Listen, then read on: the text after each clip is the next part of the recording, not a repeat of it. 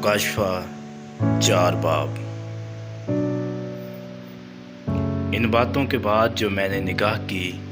तो क्या देखता हूँ कि आसमान में एक दरवाज़ा खुला हुआ है, और जिसको मैंने पेशतर नरसिंगे किसी आवाज़ से अपने साथ बातें करते सुना था, वही फरमाता है कि यहाँ ऊपर आ जा, मैं तुझे वो बातें दिखाऊंगा जिनका इन बातों के बाद होना ज़रूर है।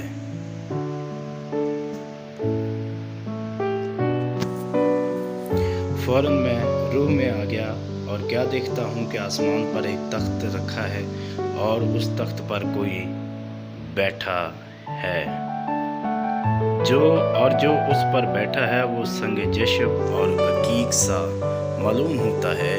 और उस तख्त के गिर्द ज़मुर्द की सी एक धनक मालूम होती है,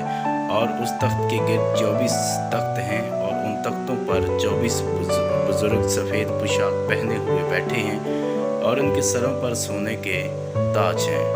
और उस तख्त में से बिजलियाँ और आवाज़ें और गरजें पैदा होती हैं,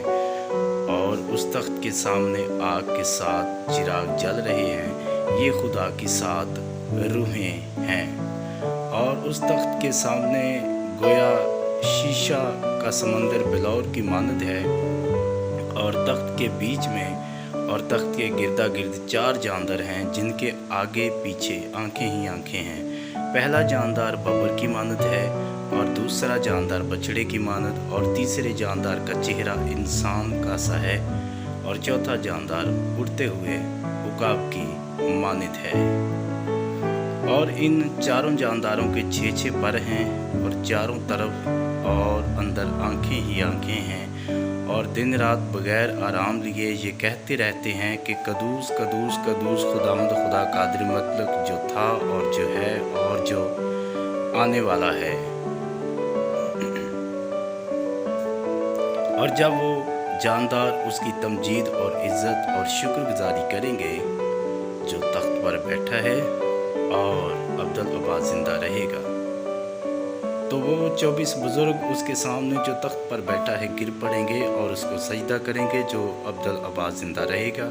और अपने ताज ये कहते हुए उस तख्त के सामने डाल देंगे कि ए हमारे खुदावंद और खुदा, तू ही तमजीद और इज़्ज़त और कुदरत के लायक है, क्योंकि तू ही ने सब चीज़ें पैदा की और वो तेरी ही मर्ज़ी से थीं और पैदा हुई। आमीन।